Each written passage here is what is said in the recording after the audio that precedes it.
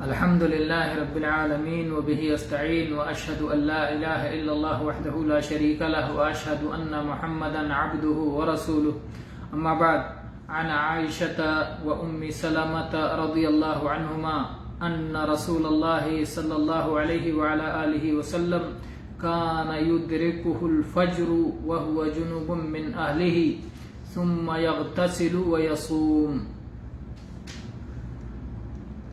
اما عائشہ رضی اللہ عنہا اور اما ام سلمہ رضی اللہ عنہا نبی صلی اللہ علیہ وسلم کی ان دو زوجہ مطہرہ اور اصحاب ایمان اہل ایمان کی ان دو ماؤں سے روایت ہے کہ اللہ کے رسول صلی اللہ علیہ وسلم کو فجر کا وقت ہو جایا کرتا تھا اور آپ اپنے اہل و عیال کے ساتھ ملنے کی بنا پر حالت جنابت میں ہوا کرتے تھے.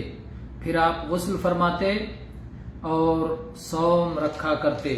اس حدیث کو امام بخاری نے کتاب الصوم باب الصائم یصبح جنبا حدیث نمبر 1925 1926 اور ایسے ہی باب اغتسال الصائم حدیث نمبر 1930 1931 1932 اور ایسے ہی صحیح مسلم میں یہ حدیث ہے، صحیح ترمذی سنن ترمذی میں ہے اور اسی طرح سے سنن نسائی میں بھی یہ حدیث موجود ہے. تو یہ حدیث کی متعدد کتابوں میں موجود ہے اور اس کے صحیح ہونے میں کوئی شک و شبہ نہیں، شک و شبہ سے پاک ہے. اس حدیث میں یہ ہے کہ نبی کریم صلی اللہ علیہ وسلم رات میں ہم بستری فرماتے تھے اور کبھی ایسا ہوتا تھا کہ فجر کا وقت ہو جاتا تھا اور آپ غسل سے فارغ نہیں ہوتے تھے، غسل نہیں کر پاتے تھے اور آپ صوم کی ابتدا اسی حالت میں کر دیتے تھے اور اس دن کی قضا نہیں کرتے تھے. تو یہ رمضان ہو، رمضان کے علاوہ ہو، کسی بھی مہینے میں ایسا ہو سکتا ہے اور یہ جمہور اہل علم کا مذہب ہے. بعض نے اس پر اجماع بھی نقل کیا ہے. اس سے یہ بات معلوم ہوتی ہے کہ اس شخص کا صوم درست ہے جس نے جنابت کی حالت میں صبح کی ہو، رات میں ہم بستری کی ہو اور طلوع فجر ہو جائے حالت جنابت میں اور اسی حالت میں وہ صوم کا آغاز کر دے تو اس کا صوم درست ہے.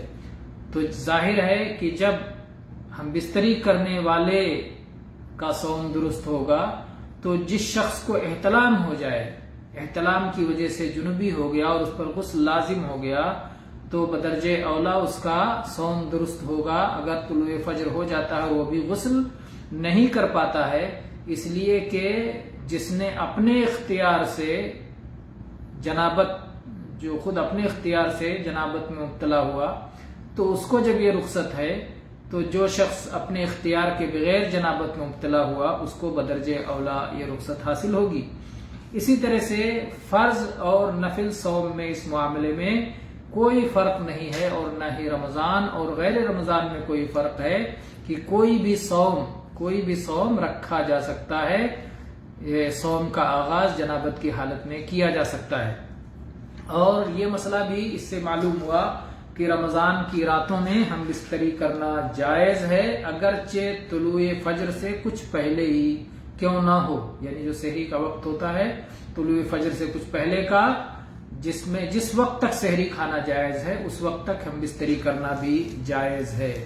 اور قرآن پاک کی اس آیت سے بھی بعض لوگوں نے استدلال کیا ہے کہ جنوبی سے صوم جائز ہے، یعنی جنابت کی حالت میں صوم کا آغاز جائز ہے اس آیت سے جس میں اللہ تعالی نے فرمایا احل لکم لیلۃ الصیام الرفث الی نسائکم، کہ صیام کی راتوں میں اپنی بیویوں کے ساتھ کھیل اور جو ہے لطف اندوزی حلال ہے.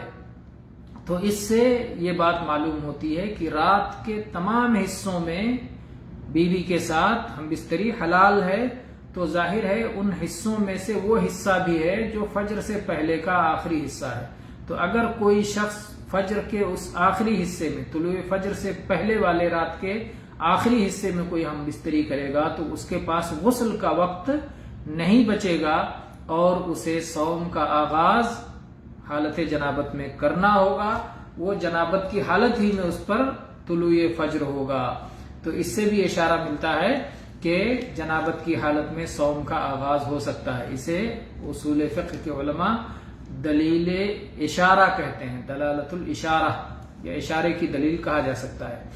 اور اس حدیث سے نبی کریم صلی اللہ علیہ وآلہ آلہ وسلم کی ازواج مطہرات کی فضیلت اور امت کے ساتھ ان کا احسان معلوم ہوتا ہے کہ کس طرح سے انہوں نے نبی کریم صلی اللہ علیہ وسلم کے اندرون خانہ کی کتنی ساری باتیں امت کو پہنچائی ہیں، کتنا سارا علم، نفع بخش علم، مفید علم امت کو پہنچایا ہے.